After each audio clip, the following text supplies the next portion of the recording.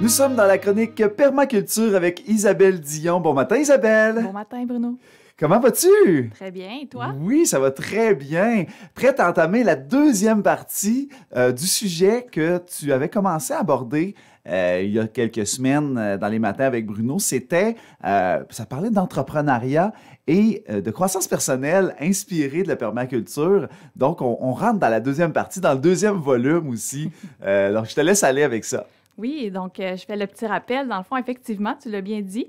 La permaculture, ça peut être vu comme une métaphore de l'entrepreneuriat. C'est une forme, c'est une méthodologie qui est guidée par des éthiques. Donc, comme je l'avais déjà dit, ça s'applique à tout. Donc, l'entrepreneuriat aussi. Et une des auteurs qui m'a beaucoup inspirée là-dedans, la personne qui m'a amenée à le voir de manière beaucoup plus claire, c'est Catel Bosser, qui est une Suissesse, une fille de Lausanne.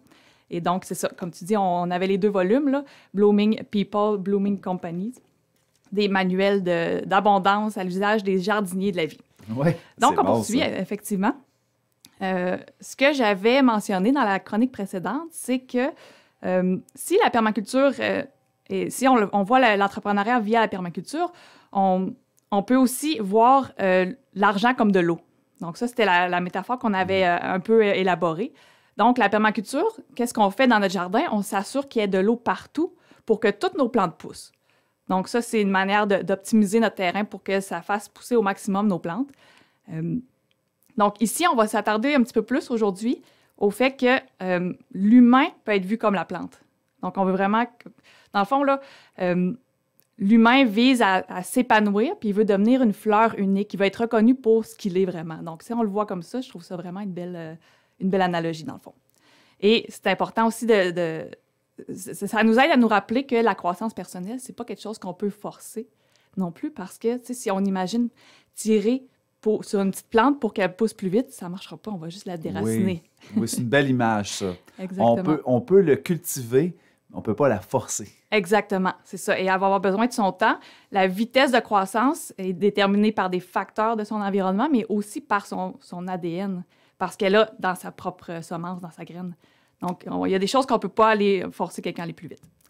Donc, et ce qui est intéressant aussi à voir, c'est que dans une jeune pousse, à peu près toutes les jeunes pousses se ressemblent beaucoup. Tu sais, quand on fait nos semis, on fait pousser des petites graines, ils deviennent des petites plantes, ils sont presque toutes pareilles. Oui. Donc là, il n'y a pas une grande portée à notre message et à la personne qu'on est à ce moment-là. Ça, on le comprend bien. Donc, comment on fait pour développer notre unicité, notre portée? C'est en devenant de plus en plus spécifique. Donc, il faut vraiment révéler notre manière d'être profondément. Finalement, il faut être authentique de plus en plus. Donc, dans l'entrepreneuriat, c'est vraiment une clé à suivre. Et moi, je m'intéresse aussi beaucoup au volet marketing de l'entrepreneuriat. Et pour moi, c'est comme un guide de me rappeler. J'ai une fleur en particulier qui me rappelle ça. Comment on fait pour rester...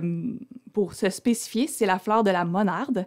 C'est une grande fleur rouge qui a des pétales en forme de tube et tellement profond que les colibris seulement sont capables d'aller chercher le nectar au fond. Dans le fond, c'est vraiment fait pour le bec du colibri. Ben, c'est peut-être pas fait pour ça, mais en tout cas, c'est très, très spécifique. Donc, ce qu'on voit bien aussi, c'est que quand on est soi-même, la monarde devenant elle-même, attire très naturellement les colibris. Moi, j'en ai planté dans ma cour et l'année suivante, j'avais des colibris, ce que j'avais jamais eu. Fais-nous la métaphore. Explique-nous cette métaphore-là, parce que je trouve ça très intéressant. En marketing, En marketing, si tu restes authentique près de toi... Et qu'on sache exprimer qu'est-ce qui est vraiment unique à nous, ce qui est vraiment spécifique à nous, le plus précisément possible. Ça prend de la connaissance de soi pour le savoir. Il faut aussi apprendre à tester notre marché, savoir où on se positionne pour se distinguer. C'est vraiment ça. Le colibri est 100% sûr quand il voit la monarde qu'il va pouvoir aller se nourrir là. Wow, et qui va peut-être être le seul à pouvoir y aller. C'est un fit. Fait que là, tu détermines ta niche. Exactement. C'est bon. J'osais pas nommer ce concept-là pour... Mais oui, j'aime beaucoup. Puis le concept de niche, je l'aime bien aussi, la niche écologique. Dans un écosystème, c'est un endroit spécifique qu'une espèce peut adopter, peut habiter, finalement. Oui, bon. Donc, on avance. Oui.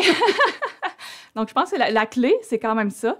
Après ça, j'avais parlé qu'il y avait des talents naturels dans ces livres-là qu'on peut on peut découvrir notre propre talent pour savoir après comment justement on se spécifie et comment on va travailler pour être efficace dans notre travail de croissance personnelle, de marketing, de gestion, Oui, parce qu'on peut etc. on peut se perdre complètement, Oui. là.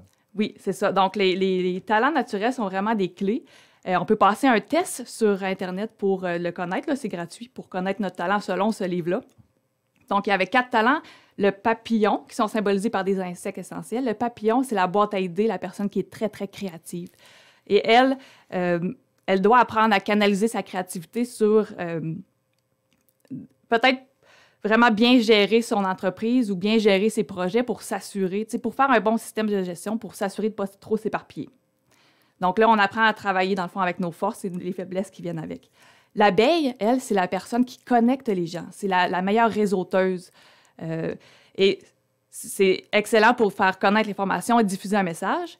Et il faut juste apprendre à choisir des fois notre réseau essentiel pour pas non plus se perdre dans trop de relations.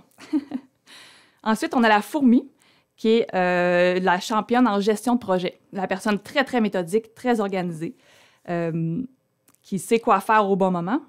Et elle doit veiller à éviter la suractivité. Donc, faire attention. Elle est tellement bonne pour gérer plein de tâches qu'il ne faut pas trop en prendre non plus et se noyer là-dedans. Donc, c'est un petit point Oui, c'est bon, j'aime ça. d'attention. C'est beau.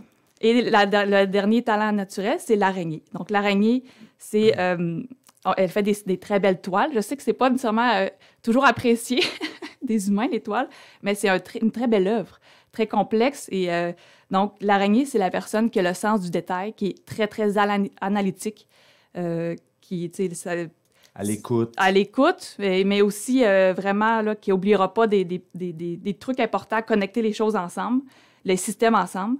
Et donc, elle est très patiente et attentive, mais elle doit faire attention de ne pas trop ralentir les choses en minimisant trop de risques, puis finalement, elle n'avance pas. Donc, c'est les points d'intérêt. OK.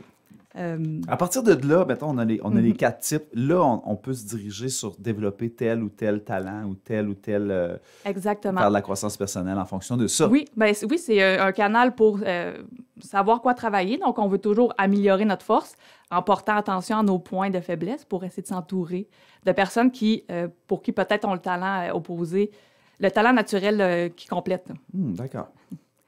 Donc, puis sinon, pour terminer, il y a toujours l'importance aussi de connaître ce qui unit les 4 talents. Le talent, c'est la manière de le faire. Après ça, qu'est-ce qu'on veut faire? Notre mission, notre objectif personnel, que ce soit en entreprise ou personnel, on veut toujours atteindre un but. Donc, c'est bien de se poser la question. Pour s'aider à trouver notre question, notre pourquoi, on peut se demander, faire un petit exercice, je vous laisse là-dessus ensuite, c'est quoi vos convictions tranchées? Donc, quelles pratiques qui sont communément acceptées par la population et qui nous révoltent? C'est bon de se poser cette question-là. Puis ça nous montre à quel point on est prêt à agir dans une situation. Donc, c'est quoi notre raison d'être? Wow! Hey, tout un travail de synthèse que tu as fait là, Isabelle, pour nous, finalement. Mais c'est vraiment fantastique. Très inspirant. On va encore mettre la couverture du livre dans la publication qui accompagne la balado qui va suivre aussi sur nos réseaux sociaux. Merci pour ton excellent travail encore une fois ce matin. Merci pour ton écoute, Bruno.